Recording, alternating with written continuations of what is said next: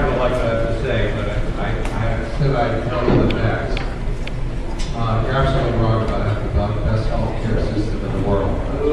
This is factual now.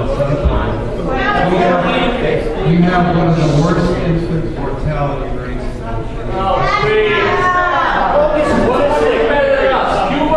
No, I'm not talking about.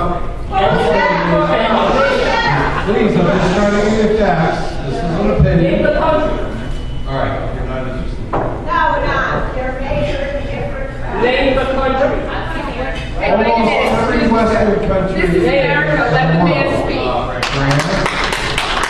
They do have a different system. I'm not saying we should switch to that, but if you look at the statistics, we have some of the worst infant mortality rates, some of the worst cure rates of any system. We have a lot of waste. We have a lot of poor things, and I agree, poor performance is a big problem.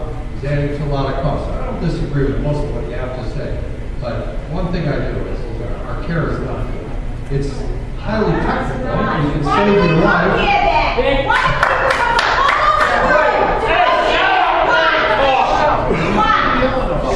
The reason is we have great technical things for the railroad. I'm sorry, say that We again. have great technical cures for very, very sick people. But for the general population, the rates of cures are worse than other countries. And I think in many cases it's access. You can get access to the United States much faster than you can. Some of these countries have a tremendous amount of wait here. But I mean, I think that we need to improve. We can always do better. We need to improve. We don't need to completely wipe out our system. We start over here. Thank you. Thanks, Representative Loughlin. I just wanted to clarify something about these selling across state lines. When Joel previously said that Blue Cross was the only one that sells individual insurance, my understanding is that that's in part because we have already made it illegal in the state of Rhode Island to deny pre-existing conditions, to sell to individuals, not sell to pre-existing conditions. We've also made it illegal to drop people from their coverage.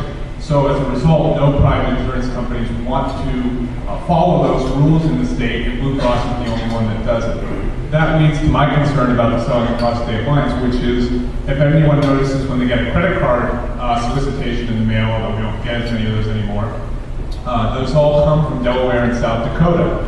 That's because credit cards are sold across state lines, which means that all the major credit card companies located in the states that let them do whatever they want. 32% interest is acceptable in Delaware and South Dakota, so all the credit cards are sold out of those states. So what would stop all of those 1,300 insurance companies to go to the Delawares and South Dakotas that don't offer any consumer protections?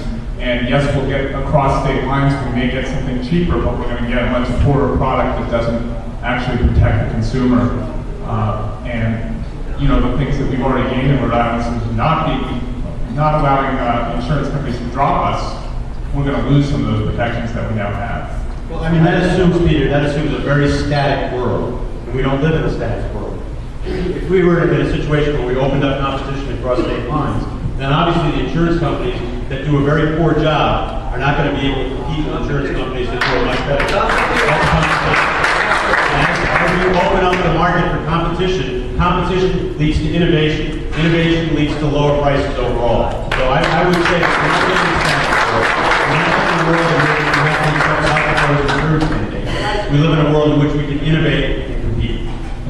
And just from a technical standpoint, one thing you have to remember is selling across state lines doesn't mean they would be obviated from following Rhode Island laws.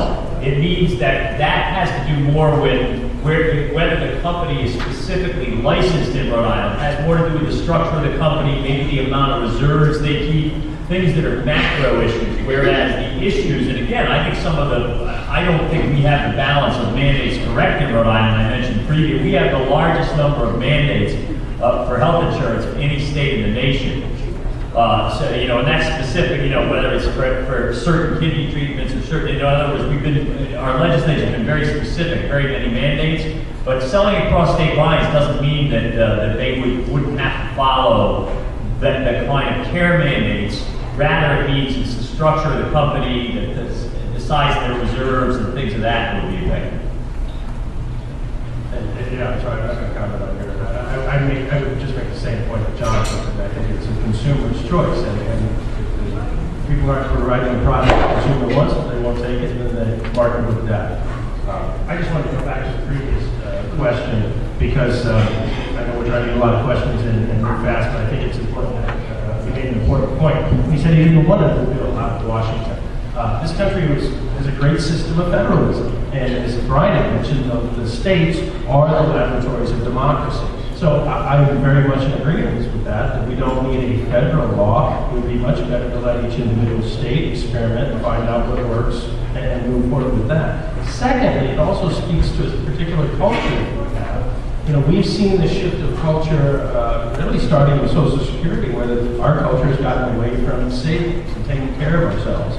And now this shift of having government take care of our health care is going to further that dependence on government. And we will find that today in the future, if we continue on this path, that we won't think of health care as our own choice anymore, and that it will just be something given to us like our retirement benefit in the future. So I think it's a very dangerous road we're going.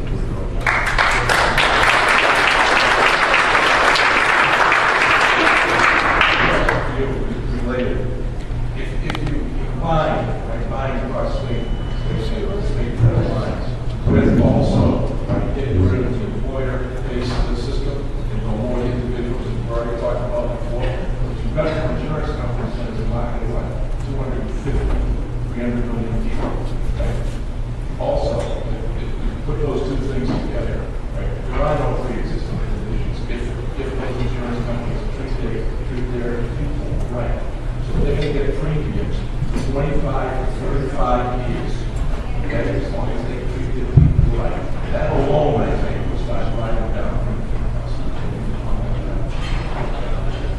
Yeah, I agree with everything you say. Our system, as was mentioned before, is an employer-based system that happened after World War II. And if we had an individual system where you buy your coverage with one of those 1,300 companies, shop it, as an individual, that would drive down the price, give us what we want. It's simply not available now. We also. Yes, ma'am. Hi, my name is Kendra. I'm a registered nurse here in Rhode Island. I work with cardiac med-surg. Thank you for all the work you do. Thank you. And to recognize that, I'd like to thank the gentleman from Middletown who mentioned that we do have the best quality health care in the world. I don't believe the gentleman here on the end actually answered that.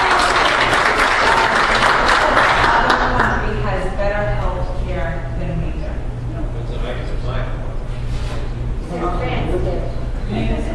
You would mention that there are other countries with better health care. Oh, absolutely. The outcomes are better. I just said England has better outcomes. France is way better outcomes. Germany, you know, like this Not Germany, cases way of better. cancer, Way better oncology. outcomes. Way better outcomes. You have to read the statistics. I don't want to get emotional. Just read the statistics. Statistics speak. I'm not advocating anybody here. I don't think I'm advocating government system. I'm just saying that the outcome, we are an inefficient system. I'm part of it. I see it. To be illegal.